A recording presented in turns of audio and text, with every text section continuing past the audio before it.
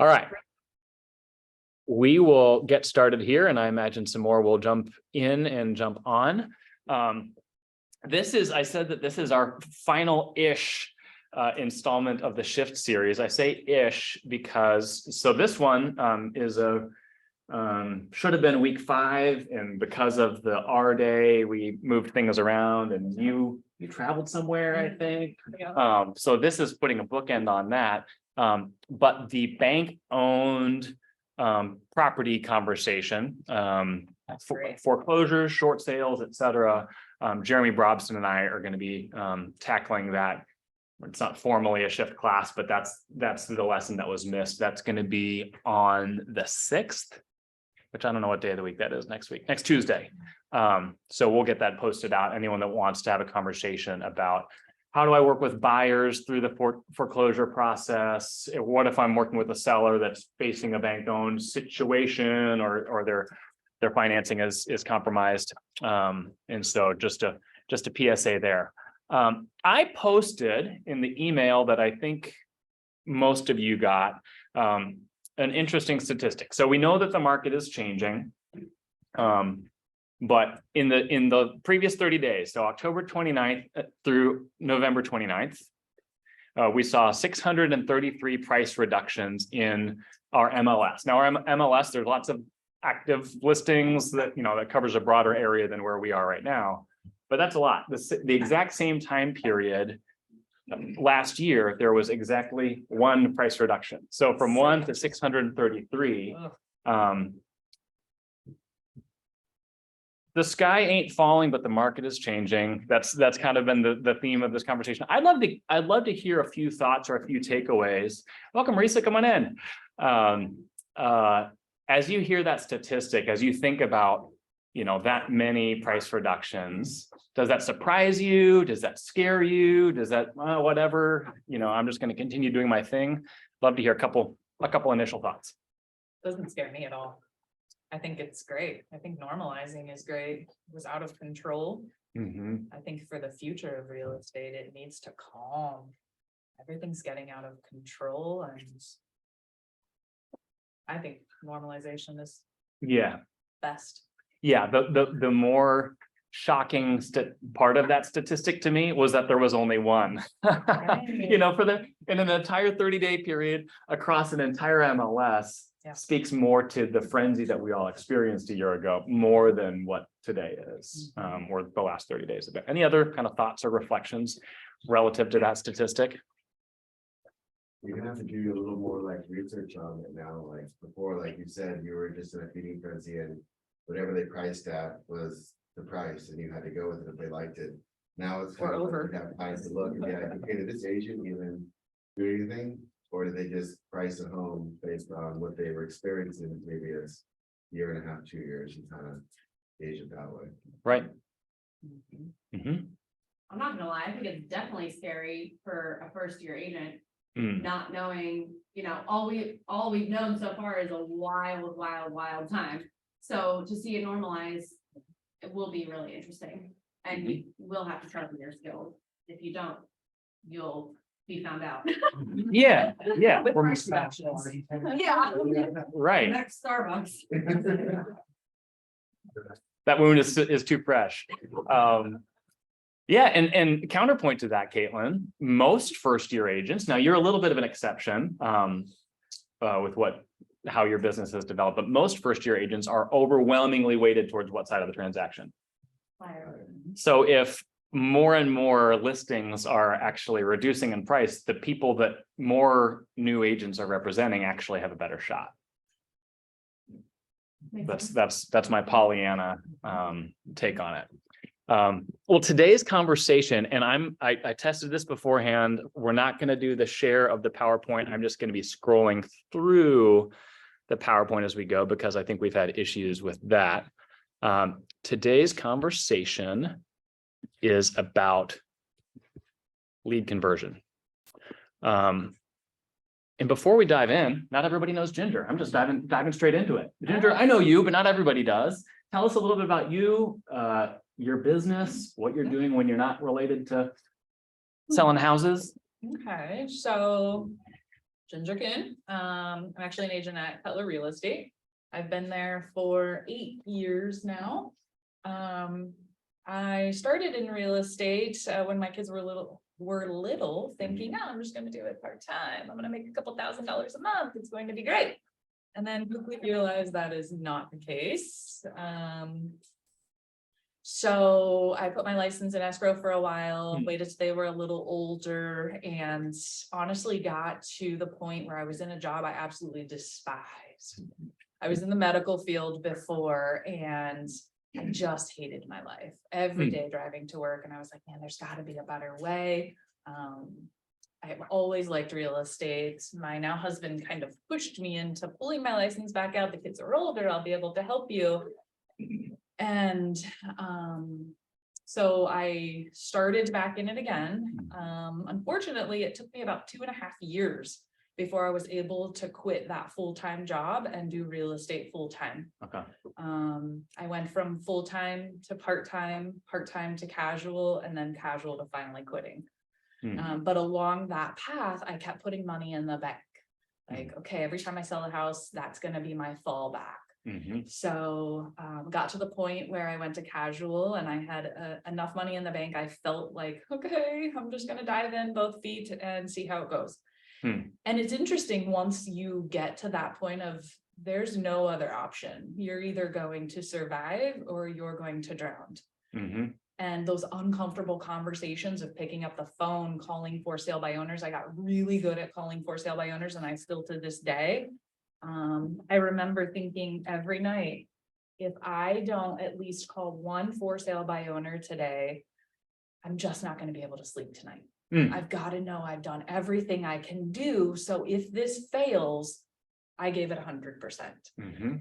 And for sale by owner started talking to me, and I was like, holy cow. Okay, well, a couple yelled at me, but then I got lucky and one actually said, yeah, come over. And then before you know it, I got pretty good at them. So I started with that. And I researched like crazy. I started doing open houses. I would call my other agents and just say, hey, that's a great new listing you have. Can I do an open house for you this Sunday? And of course they were thrilled. Yeah, 100%. So then I started doing those on top of my daily calls, and my husband is a fireman. This is, what year is this? This was 2017, 18. Okay. And so with my husband being a fireman, he's my best cheerleader. He's the greatest cheerleader for me ever. And he would tell all, I'm sorry. Reese is like, what the heck? I'm here. He's not. I'm sorry, Reese. So he would go around to all the firemen, you got to use my wife, you got to use my wife. And it just kind of fell into place. They hired a whole new shift of firemen for that year. And what do? You get a new job, you buy a house. So then it just started to build on itself. So I still sold with them. I still called for sale by owners. I reach out to my sphere. I really engage social media. I just consistently every day, I have to know I've done something, because I never want to go back to the medical field again. And that still pushes me to this day. Yeah, that I need to do something. I want to drill in on that. And we've got ground to cover, and we're not going to, there'll be some slides we skip per norm. There's lots of agents that feel like they do something every day. And I would say, maybe you did, maybe you didn't. What was it about FSBOs for you? And even still now, like what do you need to know at the end of your day to say, I've done my job? Because I can do paperwork and I can chase random things around. It's the thing, there's 3 or 4 pillars really to getting business in real estate. You're either going to call for sale by owners and expireds, or at least this is what I found. Call for sale by owners and or expireds. That was one. I'm either going to do open houses, or I'm going to reach out to my sphere, or I'm going to join a networking group, or whatever I need to do. I know there are 4 or 5 pillars. So if I touch every single one of those every day and it fails, it failed, and it wasn't for me. Are FSBOs still a part of your business? 100%. Good for you. Is that true of everyone on the team, or is that just your lane? No, not yet, because my team, they just represent buyers right now. Sure. They have to go through that before they'll get to list. But strangely enough, I just closed on a house last week. And I initially listed with them because they were for sale by owner Mhm, 5 years ago. But I always kept in contact with them, Mhm. whether it's mail outs, farming, Christmas cards. I always made sure to drip on them at some point.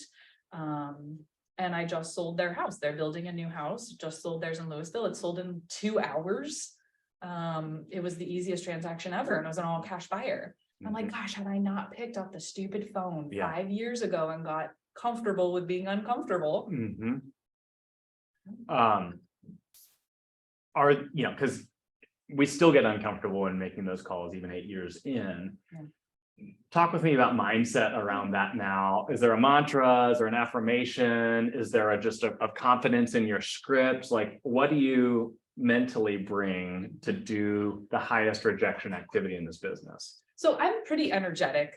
Mhm, And I really believe, and I was a Tom Ferry coaching client. mhm, Love Tom Ferry. Again, one more piece of how do I get better? I need to learn from these people. They've already done it. And one of Tom Ferry's big things was stand up, mhm. get energetic, be comfortable with your role plays and your scripts, because those conversations become easier. They say no, they hang up on me. Okay, next. You know, it's just Yep. the way it goes. You don't take it so personally anymore. So I stand up, I literally will jump around in my office like, okay, let's do this, let's do Is there this. glass? What on earth? I read somewhere one time in a book that said it was a statistic. They asked 10 college kids, if you wanted to make $10,000 a year and all you had to do was make 3 phone calls a day, would you do it? All of them were like, heck yeah, make 3 phone calls a day. Mhm, That's literally what this is. mhm. I'm like, okay, I can do it. 3 calls a day, 3 calls a day. And I just consistent. Mhm. No, that's awesome. And it really is that simple. It really is simple. Melissa Millmeyer is one of our agents who is more heavy on the listing side of things. She pops in yesterday. She was like, yeah, FISBOs now, FISBOs are becoming easier than they were a year ago because every seller thought they could do whatever the heck they wanted. And in many cases they could. And now it's becoming a little bit trickier. And so if it's something that you used to do and you drifted from, now's the time to re-engage with that. So we're going to talk about lead capture and conversion. And I'm just going to kind of fly through. Where's the slide that I actually want?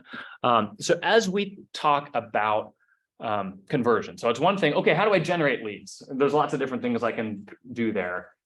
For you, what are your, you know, as you think about your team, what are the top 2, 3, 4 sources of leads for your business at this point? I'm really big on open houses. Those are a hidden gem. I don't know why we don't do them consistently every single Sunday. I did them for many years. That's number 1. I always am pushing those. We do internet leads, networking and Sphere. My team will tell you literally once a week. I say to you, where does 80% of your business come from?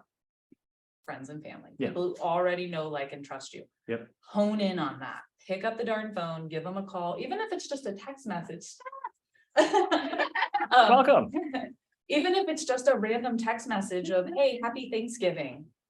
Hope you and your family are doing well. It doesn't have to be call me to buy or sell a house. It's just engaging and keeping in contact with people. So that's one. Networking. I am in what's called an Am Spirit group. Yep. We were every Wednesday. Now we're every other Wednesday. One more pillar of business. I've sold 3 houses this year just from this little tiny networking group. There's 5 of us in it. But we're all consistent in helping each other build our businesses. So we're always trying to give back. Is Am Spirit, I feel like they're a little bit lower pressure than BNI. Like, hey, we're supporting each other, but it's not like, hey, I better show up having with a piece of business for you or else. Okay. No, and that's why I chose Am Spirit, because the BNI, I tried the Chamber of Commerce, the Tip Club. I'm sure we've all heard of that. I didn't like that because people were coming and going so much. You never got the time to get to know them. Yeah. Where this group is just 5 or 6 people and we're trying to grow. But we consistently meet, it was once a week, like I said, it's twice a month now. We always want to help each other, and we've become good friends on top of that too, so. Networking, social media, anybody who knows me knows I do social media, again, that's a Tom Ferry thing. Oh, sorry, go ahead. Tom Ferry really pushed social media, and many people will tell me, I don't know if this is true or not, but many people will tell me, I feel like I know you because I watch your videos. Like, it's not just your sign out there, and we have no idea the personality of Ginger. Ginger's pretty laid back. I'm not like cutthroat crazy. And I think that video really helps that come through to people. Yeah. So if all I have to do, again, and it's free, is turn my stupid camera on and do a quick video, whether people like it or don't like it, if they're annoyed with me and they don't want to see them, keep scrolling. Yeah. You know, again, I'm doing everything I can before I lay my head down at night to know I've tried my best. To build the business in Correct. particular. Are you getting unmet leads through the internet, or is it more visibility with the people that are already in touch? Like, oh, I got in touch with you because of a sponsored ad that you ran. Like, do you do lead forms in that way, or is it more this is just I'm marketing myself and the team? A big Tom Ferry thing was just to stay top of mind. They may not care what I have to say now, but when a year from now, they're like, oh my gosh, she was always on social media. You know, we got to know her and her team. So it's just mostly staying top of mind and giving info and trying to offer value. Yep. That's what me and my team are really trying to focus on. We all put just sold, just listed. That's great, but nobody cares. Yep. Nobody cares. So I've been trying to do more, like if I'm at a home inspection, what the heck is this sump pump? How does it work? Tell me how it works. How do you know if it breaks? What do I need to do? Something trying to offer value instead of just sold, just listed. Right. Yes. Educate and inform, as we just talked about briefly. And showing your personality as well. Yeah. I think pictures are better than just words. Though ironically, I did a post the other day and someone commented, oh, this is your best post of the year. And there were no pictures. It was just words. Yeah. But generally, okay, pictures are more likely to get traction than just words, and videos, if people have the attention span to slow down for the 60 seconds to watch it, Right. Is going to help them know you a little bit more, which is going to reduce barriers that they might have. So I put this up here just as we talk about converting. So generating is getting in front of people. How do I get, someone to fill out a form, or how do I get a name? The conversion process is how do I walk them from meeting them to closing a deal. So we're going to talk kind of in broad brushstrokes, and Ginger is hopefully going to do most of the talking. Capture, how do we find these people? So you've talked, okay, open houses is where you're connecting with leads. You do some internet leads, social media, and then you're working your For sale by owners. for sale by owners, your SOI. Connecting is, okay, once we've got their contact, what does that initial connection look like? How am I having that conversation? What information am I looking for? Then cultivating, because very few people are saying, great, let's write an offer.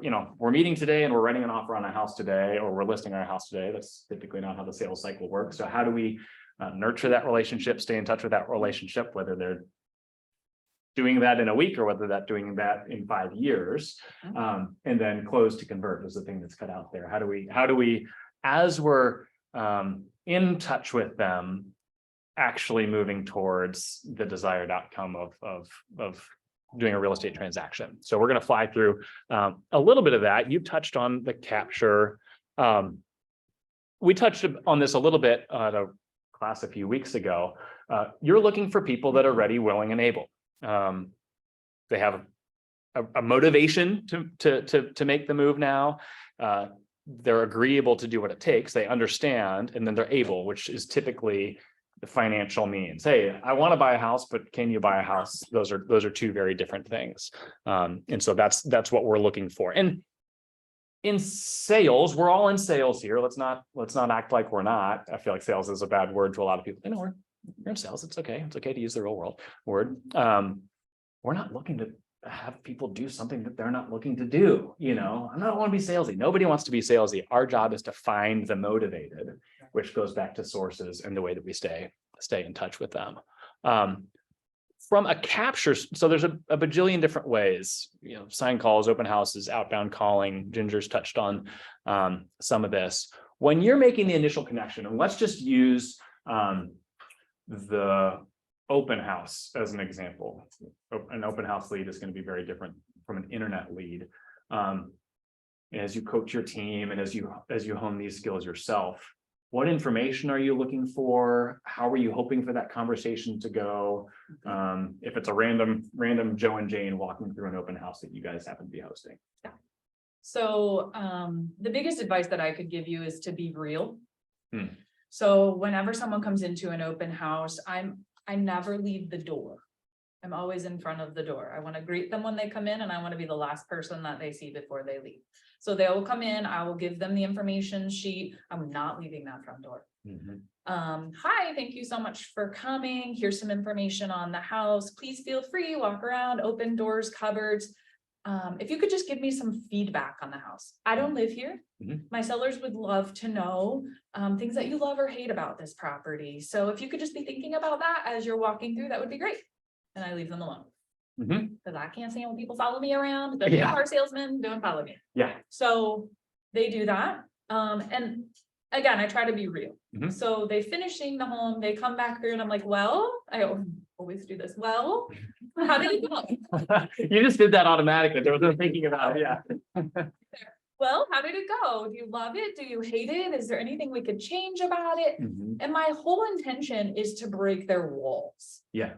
I want to be real, get them talking, because once I get them talking, then they're going to feel more comfortable to give me their information. Mhm. I'm not asking them to sign in. Okay. Many years they say you have to sign in to get this. I will if I get the opportunity, Okay. but I want to have a conversation with them first.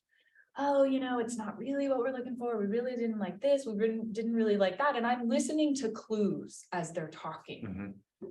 Okay, so it isn't the layout that you wanted, or it's not the neighborhood that you wanted. Okay, well, just so you know, we have lots of other homes on the market. There are quite a few other in the neighborhood. If you're interested, I would love the opportunity to show them to you. If you're not working with an agent, of course, I try not to step on toes. And I always say that because that's happened to me many times. Yeah. And again, just be real, have a conversation. They're more apt to talk to you then.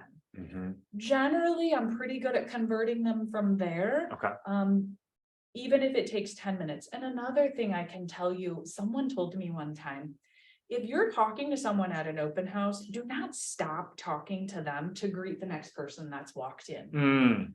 This is a prime example of that. A couple of Sundays ago, I had an open house and this lady would not stop talking to me. And there were so many people at this open house I wanted to talk to, Mhm. but she was determined that I pull up the MLS right then and there and show her exactly what else is on the market. I currently have their home listed right now. for sale. Wow. And I was like, this stuff works. Mm. So, and I just, every now and then I would look up and say, hey, thanks for coming anyway. So here's the houses that we have. I literally went to their house 3 days later, listed their house. So a couple of tips that I try to. Yeah, remember. that's a tough lesson because my tendency would be like, no, everyone No. needs my greeting. No, because if you think about it, if they're that interested in talking to you, there's a reason. Yeah. Those people may just be in and out. Yeah. So, and those are just Tom Ferry skills that I picked up along the way. Yeah. So I try to use what works. Well, and when we say finding the motivated, like, okay, you could say that everyone there is motivated because they're motivated enough to get up on a Sunday afternoon and walk their house, Exactly. but she is showing that she's motivated. Mhm. I suppose she could have just been curious, but Mhm. No, you could tell by the conversation that she was ready. So I thought, gosh, I may have missed an opportunity here or there with those people, but this one worked and Okay. this one may lead to the next one. So let's say it didn't work out like that. And it's someone, hey, thanks, here's what I liked, here's what I didn't like. We're not looking to write an offer right now. Yeah. They're not saying that they're represented by someone else. mhm. You've got enough other people around where it's, you can give your attention elsewhere. What are you doing from there? Getting their information. I would asking love for to a tell you that follow-up. I get their names and their emails and put it in my database and I'm diligent to that, but I'm not. Mhm. I'm just not. Hey, we're being real here. We're being real. This is a safe I'm space. just not. If I can get one person that has a good conversation with me and I collect one name and one email Okay. address, I'm okay with that. Okay. if they're interested enough to talk to me, they may be the most motivated person in the room. Should I get everyone else's? Probably, but I just don't. I don't want to be salesy. I just try to be real. No, I appreciate that. Anyone, whether on Zoom or here, want to chime in with thoughts or questions? Oh no, the camera's doing the thing. That's so annoying. How long did it take you to get comfortable with like, it's okay to like get this person's attention, but maybe it's out here and realize that it's working out for you? I think it just comes with consistency. The more you do them, the more comfortable you're gonna get at it. Same with listing appointments, buyer appointments. It's just, even if you have to role play them, I mean, role play. And then other thing is, you said you do something once a day, so do you work 7 days a week, or do you ever have a day where you don't do one? day? Friends, do I work 7 days a week? Vacation modeler. I do something real estate related every single day. One of the big things, and I was thinking of this today, over this long holiday, I have been so lazy. I have stayed in my pajamas, I've made my calls from home, I've done Zoom, I'm just not there. I'm always one to be in the office because again, I know what the next page is going to look like if I don't. I'm gonna be back in the medical field hating my life. Get up, Ginger, get dressed, go to work, or that's where you're gonna be getting up and going to be dressed to go. So I just work better at the office. My mindset is different. My focus is different at home. I'm in my pajamas, I'm doing dishes, da, da, da, da, da. So. Yeah. Okay. Anyone else have thoughts with regards to making that capture? They're looking at each other because they did lead gen together and they both got leads from it. And it's like, oh, we should have more office. Like office conversation of like, this home office is really not working out for me. Yeah. I need to find an office where I can go focus, because we did lead gen the other day and. oh, Very look, productive. Yeah. It's much more productive at office. Get up and get dressed. Yep, Yeah. exactly. It doesn't have to I be agree. perfect, it just has to be done. But I'm gonna be honest with you, I didn't roll into the office today till 10 a.m. Like, but I also have appointments till 6, 7 o'clock at night. Mhm. So am I making myself get up at 6 a.m.? Heck no, my friends will tell you I hate mornings. I hate mornings. Don't ask me to be anywhere at 8 a.m. because it's not gonna happen unless I absolutely have to, when my assistant's making me. But no, whether even it's at 10, I'm there 2, 3, 4 hours. I'll make myself stay a minimum 4 hours. But yeah. Okay. That's good. Just to putting a pin in this, and then we'll move forward to the next conversation. General practice, and we're just using open houses as the example. But when you make contact with someone, if there's not an easy way for you to capture their information to enable you to follow up, like that's an opportunity in your business. And I would argue even with you, like, does it feel salesy? Like, sign in. Yeah. You don't want to force someone to do something that they don't want to do. People are giving you fake email addresses and phone numbers anyway. Yeah. With internet leads, like, okay, you're going to get junk from them as well, Yeah. but getting that information, I've even found like SOI, I've consulted with a number of our agents recently. It's like, well, like we're Facebook friends, but I don't have their info. It's like, have you asked them for it? Exactly. No. I think we're so afraid of some form of rejection. And I think we're more afraid of it when we have a relationship with the person. Yeah. That it's like, hey, sending a direct message on social media saying, hey, I noticed I don't have your phone number and your mailing address. I'm updating my database. Would you mind sharing that with me? And that's It's just that easy. It's just a sentence. Yeah. Mhm. But if you don't have the data, you're not in a position to nurture that relationship unless you're hoping to bump into them at Kroger. Kroger around here? No. I moved around the Midwest. I forget Meyer. Yeah. What's that? So never. Never. Yeah, that's right. That New agents that have just joined, that's what I keep telling them is, how many people do you have on your Facebook page? Probably 800, 1,000 people. Do you have all of their name, addresses, and phone numbers Yeah. in your database? Yeah. No. Why? It's as simple as, hey, I just got my real estate license. I'm really trying to build my business. Would you mind if you gave me your name, address, and email? I just want to send you some emails along the way or mail you a Christmas card. Yeah. Like, There's 900 people you could have in your database that you're now dripping on and reminding them every month that you're in business and it's free. Yep, yeah, So- for every one person that might be off put by that.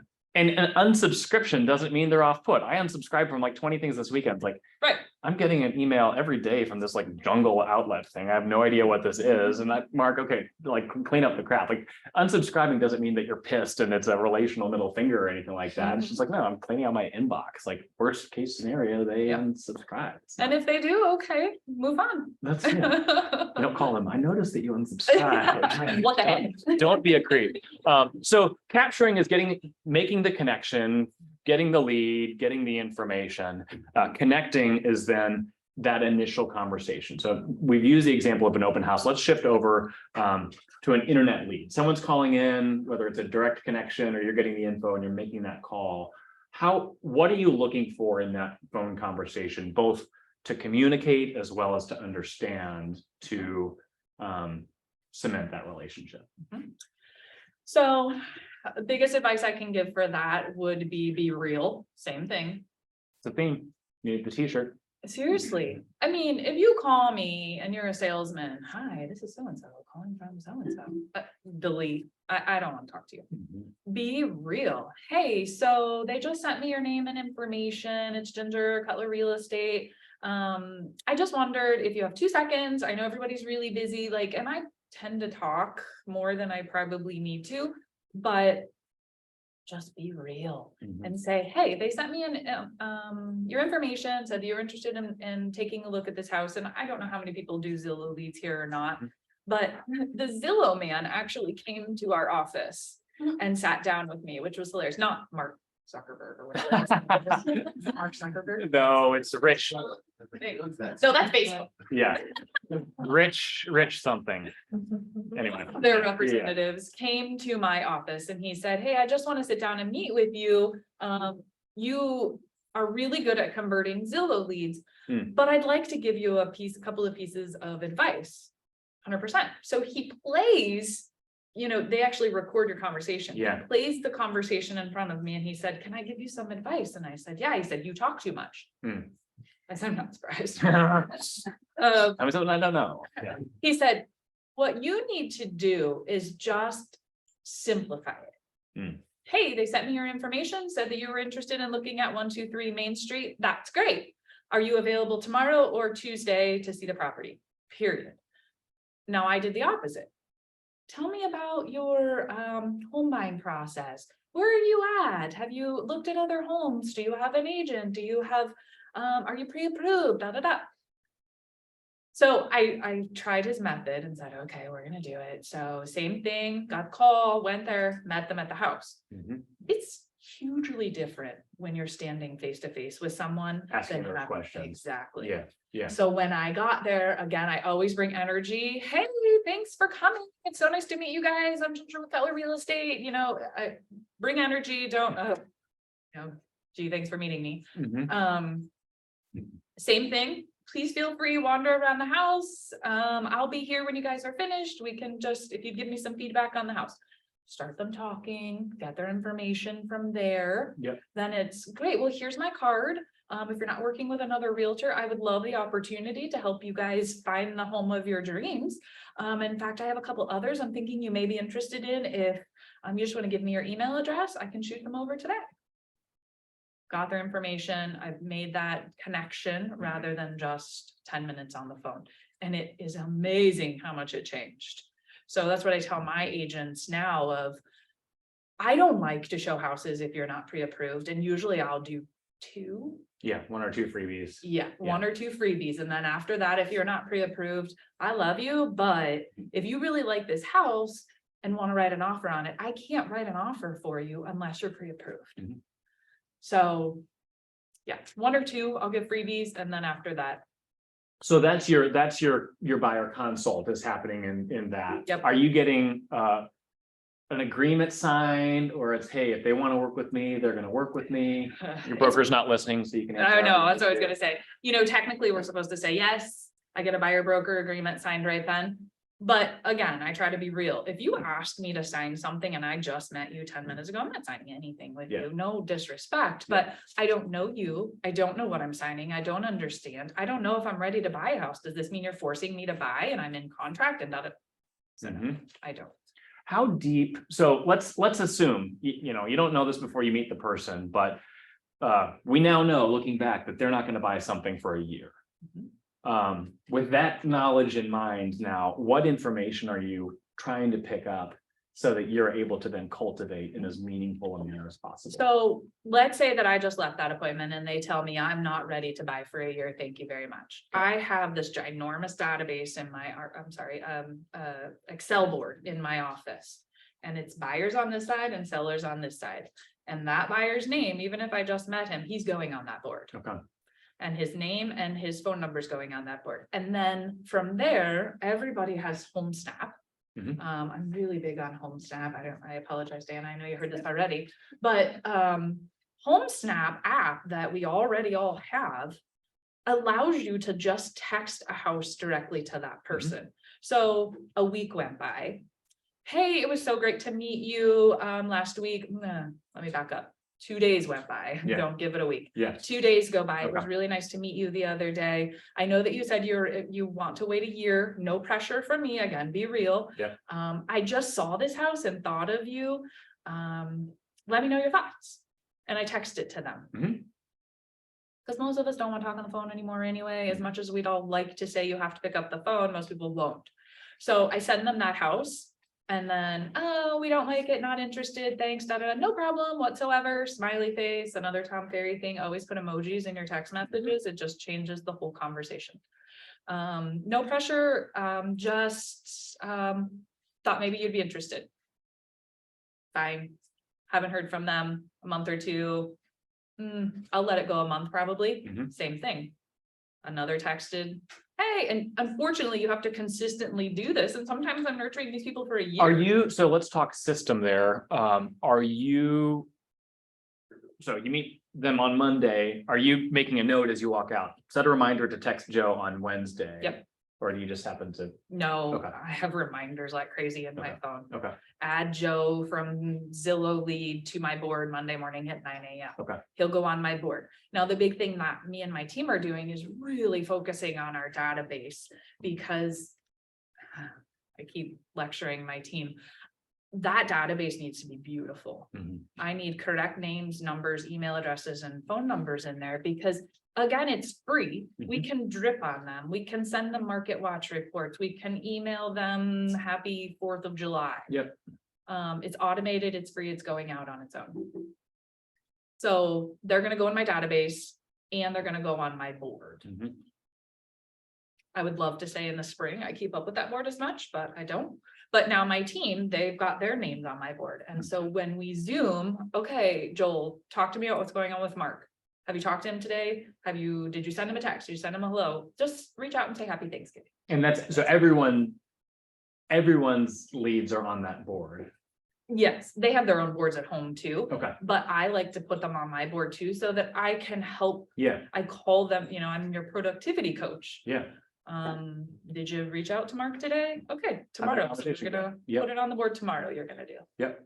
Just consistency. no, and I think from a leadership standpoint, they don't need to necessarily feel micromanaged, but to know that they could be asked about any range of Yeah. things. Like Rich Cosgrove and I, we have a call like this every week, and it's like, okay, tell me about this person. Yeah, And having a relationship with your Yeah.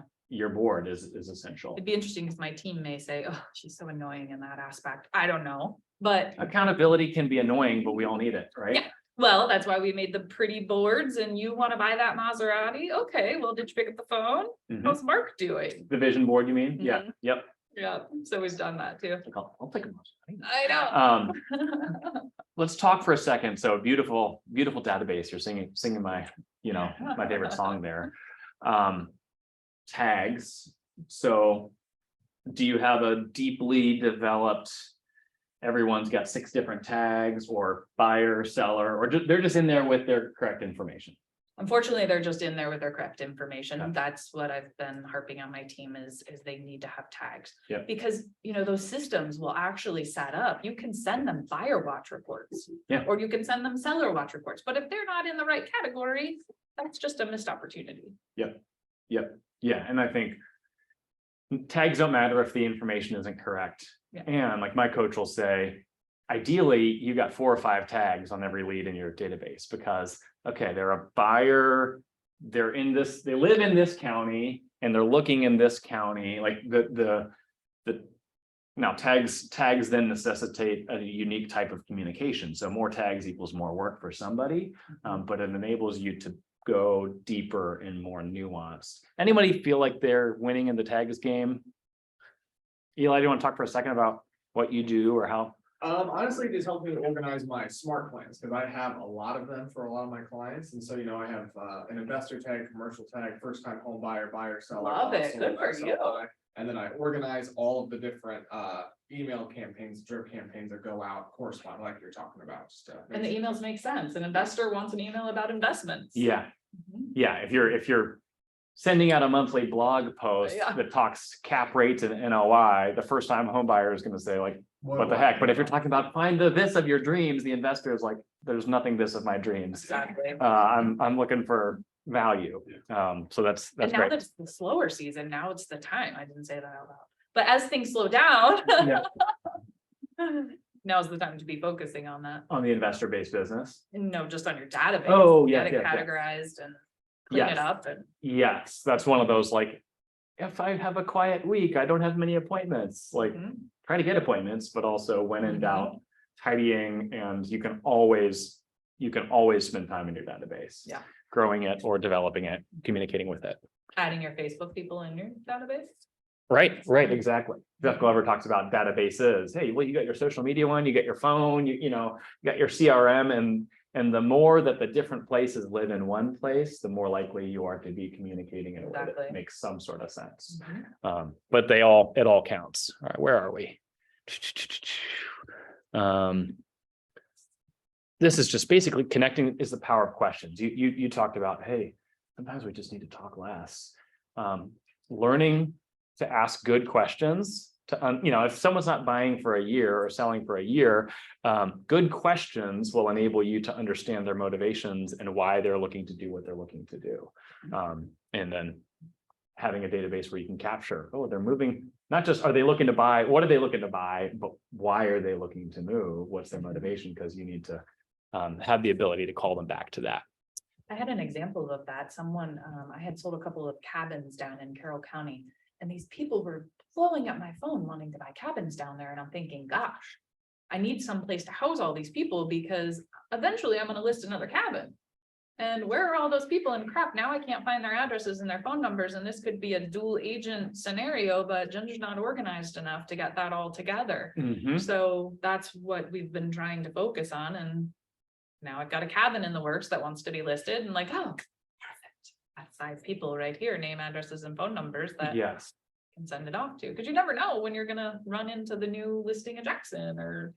Yep. Well, and I don't know exactly how, I'm not going to make you unmute Tiffany, but exactly what Tiffany does in your business. Oftentimes when agents get busy, like obviously deals need to be serviced, got to service your existing clients. Database is the number one thing that drops off. Yeah, I've got people in there, but that's often one of the best reasons to hire someone into your world, even if it's part-time, even if it's a virtual assistant or, someone local to bring order to your database. That's if you do one thing, that's a good thing to do. Let's talk about cultivating. You touched on it already. Cultivating is the art of staying in a relationship with people over a period of time. The average home buyer buys and sells every 7 to 10 years in this area. But from the time you get in touch with someone to the time that they conduct business with you, what are you hoping to accomplish in your ongoing communication with them? What plans do you have in place? How many times a year are you looking to be in touch with them? So, I believe it's 4 times a year or 5 times a year, you're actually supposed to stay in contact with them at some point, which I actually printed, and I'm sure anybody could get the 33 touch. Yep. I'm sure you've heard of that. And that's one thing that my team and I are focusing on is the plan. Which I printed, it's online, it's very easy to find. But basically it says every month, send them this, every 5 times a year, do this. So of course we do events, trying to really hone in and cut down the cost as much as possible. But we're like now this time of year, we're doing Santa at Central, which is Plain Township. Again, UBU. So my background is with fire, police, and EMS. So we're gonna do fire trucks and touch a truck, and Santa's coming. In springtime, we usually do something, whether it's win a gift card, or we'll do mail outs to clients or Popeyes. Last year we did a zoo, top 50 people, I think it was. They came to the zoo for free and brought their friends and family, and we gave them little bags and said, have a great day. Cool. So you've got to be consistently touching them and working on them and adding value, giving them value, but also keeping in contact with them at the same time. Right. Those things, of course, add up and get expensive. So you've got to think of smaller ways to do that, or more inexpensive ways to do that. But no matter how you stay in contact with them, it's just stay in contact. So let's talk about events for a minute, and we could talk a long time about events. If it's a more remote relationship, someone that a Zillow lead that you met with one time, that you've been sending stuff to, are they getting an invite to your events? How do you stay in touch with that person? So aside from the drip campaigns and emailing them, of course, the other is the good old phone. Pick up the phone and talk to them, send Christmas cards. They're a little more difficult if they're in another state, obviously. But if they're active and in our database, that's the biggest thing, is get them in there and try to touch them that way. Yep. No, that's great. And I think on the events comment, one of our newer agents, I don't know if he's on here right now or not. We were meeting last week, or a couple weeks ago, and he decided to put on an event. A lot of times, especially when you're a solo agent, like, how do I pull this off? Like the scale of that. And he's got a spouse that's in a business that was easy for them to collaborate on something. You got 3 listings from people coming and like, hey, I do like it. And it was like, no, I, the realtor, am hosting this event of value to you. But with events, the power of the event is in the invitation. Sure. It's not in the event itself. Exactly. It's an excuse. Hey, reach out. because a lot of times people struggle with their database. All right, we're not actually that close. Like, I don't want to. What do I say? Like, that's the biggest question. And when you've got, hey, we're doing this petting zoo, or we're doing this Santa's coming, that's an easy thing for someone that you're not besties with to be able to say, oh, let me check. It's a reason to call and a reason to send emails. I just said that the other day. No one has ever called me and said, hey, I seen that you threw this event at Plain Township Santa. Will you come list my house? That has never happened. Right. And it never will. But we're inviting, we're reaching out, we're offering value, we're communicating. Yeah, it increases the visibility for sure. Anyone else thoughts or questions as it relates to cultivating?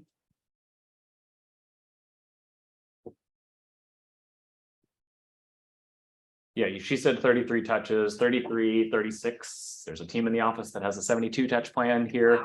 Wow. I think sometimes we think that we can over communicate. And honestly, I don't think you can. It's questionable. Yeah, and it depends on the importance of tagging. Okay, I'm not going to communicate with my best friend in the same way that I am with a random internet lead. But for the people in my world to be hearing from me in a way that is consistent.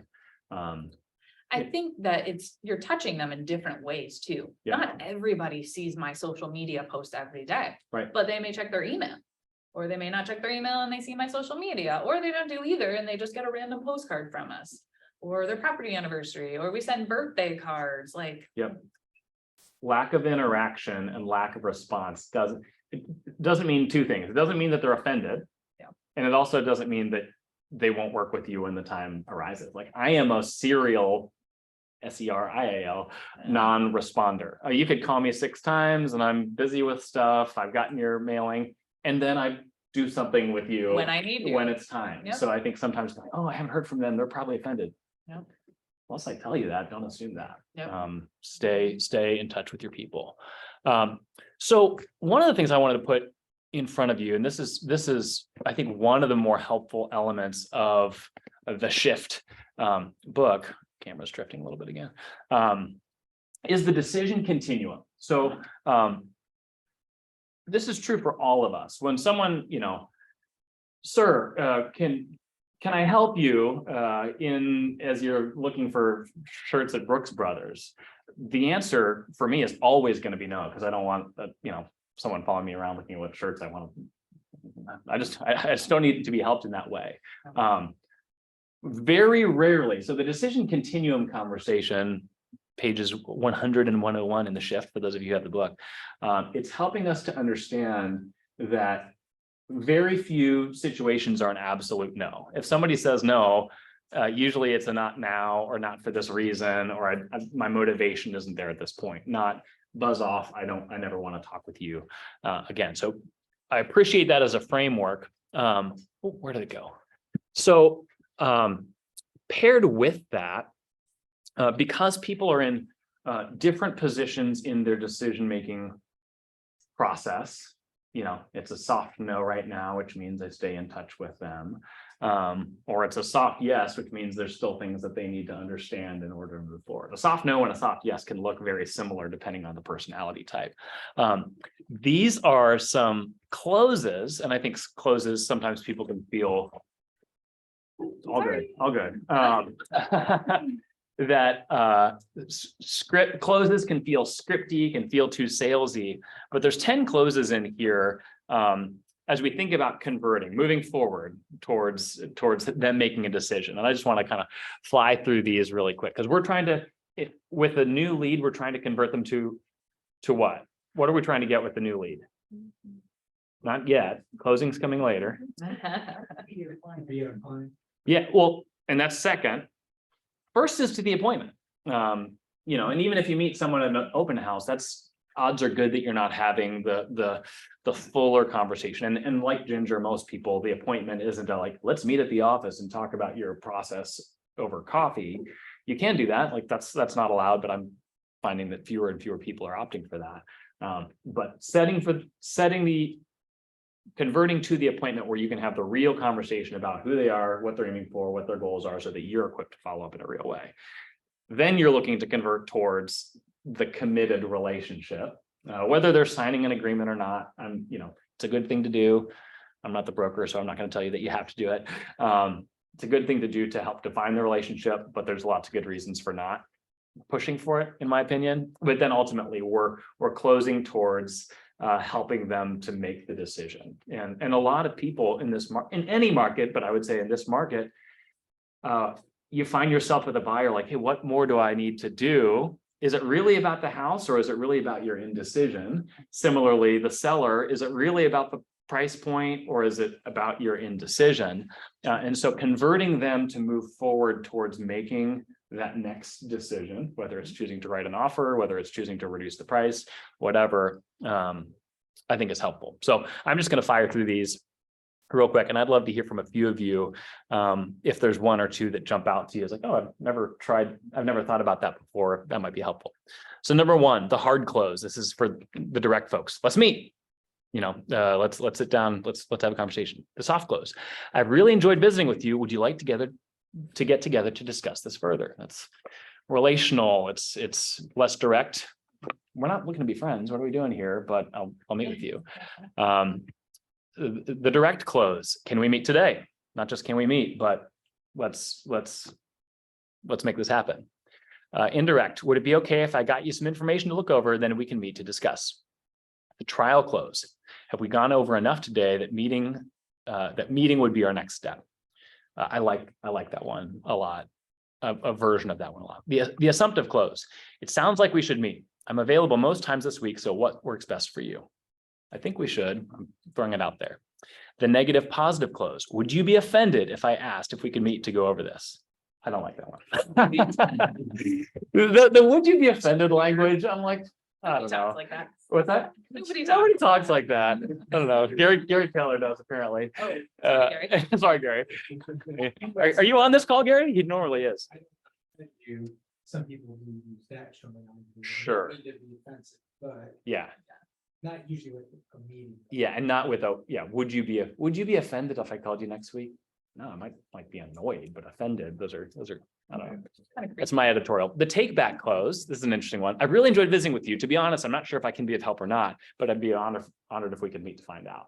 I think that sort of language can be good with the FISBO. Hey, I'm calling as a resource. I don't know if I can solve all your problems, but we won't know until we meet. The tie down close. Wouldn't it make sense for us to meet in the next day or so? Wouldn't it? That's a tie down that moves people towards saying yes. I'm not crazy about that one personally. And then finally, the alternative choice close. What works better for you? Meeting today, sometime this afternoon, or tomorrow morning? Love to hear from a couple of you. Any of those jump out to you in a positive way that you could try at least thematically? The last one? Give them choices. Yeah, because it's kind of upfront. You're kind of just asking them straight, like, what works for you. I agree. Mhm. You're not really being around the bush. Just being right to send you an appointment. Yep. Other And thoughts? I think if there's a pause with them, because I like that one too, you know, they are quick to respond, say, and if this week doesn't work, what about next? Sure, And just sure. You're not follow up gonna, with another solution, because it may be too quick that they're not ready, but a week out gives them a little more time and comfort. I like that as an exit strategy. Other thoughts or? I said, last night I got a call from, I do referral exchange. Mhm. Me too. Too. Mhm. Yeah, so they called and I just said to him, okay, what day works for you that I can come look at the house? Yeah. So he gave me a day and took the time, and Good for you. You got one from referral exchange. I've Well- done well with them this year. I've only gotten one. And you could just as easily have said like, do you think we should meet? Which is softer, but it's like, what day? I'm, yeah. Uh, I'm coming to the point. That's not bad. I wish I was more that way. My personal philosophy, and it's different when you're depending on where you are in the relationship, but for any sort of close is I want permission to continue to build the relationship with you. Agreed. And so like if I'm sitting with someone, say it's someone that's exploring the possibility of coming to KW, it's like, hey, here's where we're at. Would it be logical for us to meet again in a couple of weeks to talk about B? Like, does that make sense? And for them to have buy-in on, yeah, okay, like, yeah, let's get that on the calendar. And if things change, that's okay, we understand. But similarly, with a buyer that you've just met, here's what I'm gonna like to do. Are you cool with that? And then we can circle back in a couple of weeks, like getting permission so that when you're calling them, they're not, gosh, why is this person bugging me? It's like, no, you told me to bug you. Like this Yeah. is, we've already agreed to Yeah. do this, is my personal philosophy. Mhm. Any other thoughts there with any of those closes? I'd say that like the very first one is just like, hey, let's meet, because whenever you get every one of my buyers, like I've been lucky enough to like, hey, yeah, this is what we're talking about. Let's get to the deal. Like I can explain this whole process to you, make it casual, buy them a cup of coffee, wherever the nearest coffee shop to them is, or tea place, whatever. And it's like always just helps out my transactions go much, much better because they're on the full understanding. Yeah. You buy in for their trust, get to know them a little bit instead of asking those questions on the phone or through a text message. It's like, let's set up something soon, whenever it is. It could be number 1 or number 10 on that list, but it's Mhm. like getting them captured and not letting time go in between, because I've lost out on some people that are just like, oh yeah, sorry, we ended up just calling the yard sign or whatever, and it didn't work out for us, but now we want you to do and this, or whatever, a lot of things can happen in between Right. that can lose a client for you. So it's like, to me, it's just like getting to them, or for me at least, it's like getting in front of them. Yeah. And I think unless, you just have a terrible personality that nobody wants to spend time with. Yeah. No one's gonna tell you that if that's true, so hopefully you'll figure that out over time, but like the goal and one of the like resounding refrains in this chapter is. Just ask for the appointment, like Yeah. to be able to get face to face, whether it's a full coffee meeting or it's a, let's look at that first house together and then let's talk for 15 I think minutes. you'd be after. shocked too, once you start actually just getting over the fear of asking. They're receptive, you're like, oh crap, okay, well, they are open to meeting me and I was afraid to ask and all I needed to do was ask. Well, and if they say no, that then gives you opportunity, like if it's a like, no. F you, okay, sorry, Right. Mhm, 1% of, mhm. less than that do that. It's not right now. Okay, so when you say not, like, getting to know actually gives you the opportunity to ask better questions without, you never want to push too hard. No. When you say not right now, like, would you like for me to follow up in a couple of months? Yeah, to me Great, I says can not do right that. now isn't a hard no, it's a, I'm considering it, okay, great, I'm Right. gonna follow up with you if that's okay. But if you don't ask, Yeah. if you don't give them the opportunity to be direct enough to say no, Yeah. then you're gonna hang out in ether, in the ghosting ether Mhm. that nobody loves to hang out in. Scott, you were gonna come in. And two things that you're kind of feeling out where they're going with things, but I offer to sit down with them to go over questions that they might have, because people want one place to go get their questions answered. And so if you offer that, because I think that's important, because then that's a value you're providing and a source. The Right. other is comfort. Where do you meet? What's comfortable to you? We can meet here in an office that's, maybe cold to some people, or we can meet at a coffee shop, whatever is comfortable to them. And I always try to give that around to them as well. Yep. So it's environment and opportunity for them. Yep. One final point from me, and then I'll let you hit whatever exclamation point you're looking for. I've got one. One point is the fifth point down there. Use your sales ability and knowledge of the market to move people from inquiry, which is someone that's out there, to lead, someone that you're in touch with, to close transaction. Knowledge of the market. I think sometimes we do knowledge of the market at the get-go, but really, when we look at the decision continuum from before, like that seller is operating with an unrealistic picture of what's possible in this market. That buyer is operating based upon the 3% interest rate affordability environment that we're no longer in. And so your knowledge of the market paired with winsome communication, that has to happen throughout the process. And you're not getting into relationship with someone usually with that, but you're typically moving them to the place of closed transaction with the knowledge piece. So I just wanted to hit that note. Mhm. Ginger, what final notes do you So I'm wanna a hit? pretty avid book reader and I read a great book the other day from Seth Godin. Mm. And my friends have heard this already. It's called The Purple Cow. Mhm. Be the Purple Cow. Have you read this book? Mhm. It's a very small read. It'll only take you a couple hours, but it basically is in a land of cows, be the purple cow. Okay, so what does that mean for Ginger? That means I've got to find my niche. Mhm. What is it that sets me apart from all of these great realtors in Stark County? Find that, hone in on that, and just run with it. I can remember having a conversation with Jim Camp, who's an amazing person all the way around. And I said, Jim, I really want to get into Glen. Like, I need a higher price point and I need to do this and I want to make more money. And he said, Ginger, I appreciate that. That's the route that you would like to go.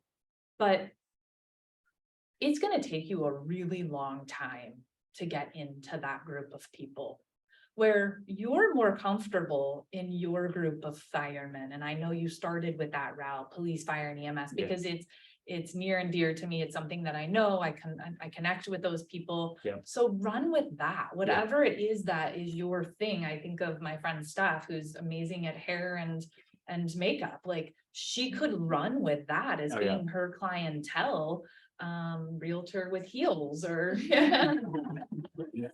something like that, but something that's near and dear to you. Be a purple cow so that people remember you in the land of cows. Mhm. You can't be everything to everyone. No. And it takes time for people to figure out what that is when you're first getting started. But if you're trying to serve everyone, odds are good that you're not serving enough of the people that you need to be serving. I'd still be trying to get in the Glenmore, and I've missed 10 listings and or solds from my own sphere and people that Yeah. I'd rather work with anyway, because that's a whole other subject, but Yeah, we're not the nicest people to work with all the time. that's, They don't like. Your people, words. so, you um, know. yeah, I think people want to work with people that they identify with, and to be able to say like, who am I? What's my lane? And I think you do this really well, Eli. I'm a problem solver, project manager. I'm gonna be the resource expert. Like you need a guy, I got a guy for you. I'm gonna get into it, and I'm gonna be responsive. I'm gonna be quick. I'm gonna be the realtor that gets results. You're not going glitz and glam with the way that you're looking to market yourself, because you're a problem solver, project manager. Like that's just core to who you are. I think that's a fantastic point, because I think we're like, oh, well, you know, she's got all the listings there. How do I do that? And it's like, Yeah. well, you could try, and nothing's impossible out there, but Yeah. is that the path of best resistance for you? And the answer is typically gonna no. Mhm. Good note. Thanks all. We're a couple minutes past. Thanks for joining us on Zoom. Thanks for coming in. Thank you, Ginger, for sharing your wisdom. Enjoy the rest of your week. Thank you, sir. Thank you. Good job, Ginger.